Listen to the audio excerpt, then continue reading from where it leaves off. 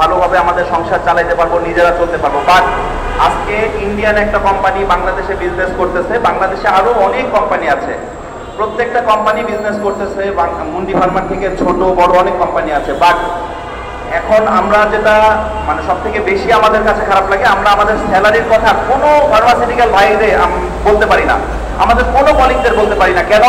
আমাদের বেতন সব থেকে কম। কেউ যদি আমাদের জিজ্ঞেস করে ভাই আপনার বেতন কত, আমরা বলি যে ভাই মোটামুটি আছে, মোটামুটি ভালোই একটা পাই। বাট আমাদের স্যালারি কত এটা আমরা বলতে পারি না, কারণ আমাদের স্যালারি মাত্র 15,000 টাকা। এই 15,000 টাকা বেতন দিয়ে ঢাকা, নট অনলি ঢাকা, পুরো বাংলাদেশের কোথাও থাকা সম্ভব না, জীবনযাত্রা পরিচালনা করা কখনোই সম্ভব না।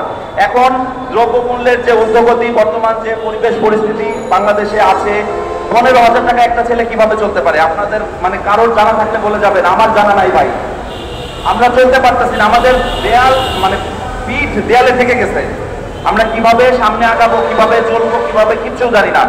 এই বিষয়গুলো নিয়ে যখন আমরা আমাদের সমস্ত পিএসও ভাই থেকে শুরু করে আমাদের যারা সিনিয়র আছেন সবার সাথে কথা বলে আমরা একটা গ্রুপ তৈরি করি, এবং এই গ্রুপের মাধ্যমে আমাদের যে দাবি দাওয়াগুলো আছে সেগুলো আমরা একত্রিত করার চেষ্টা করি।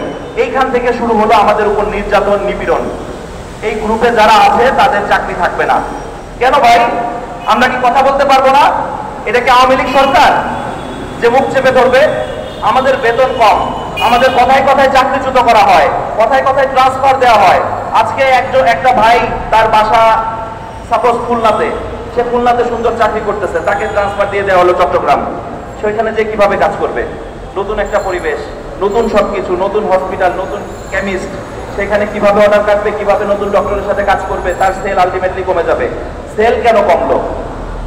তখন সেই ব্যক্তিটাকে এই অপরাধে, সেল কমার অপরাধে তাকে জাস্ট চাকরি থেকে বের করে দেওয়া হয়। ভাই আমাদের অন্যায়টা কোথায়? সেল এক মাসে কম হবে, এক মাসে বেশি হবে, এটাই তো স্বাভাবিক। তো আমাদের এক মাসে সেল কম হইলে এক মাসে সেল বেশি হইলে অন্য মাসে যদি সেল কম হয়, এই অপরাধে আমাদের ট্রান্সফার করে দেওয়া হয়, আমাদের চাকরি থেকে বের করে দেওয়া হয়।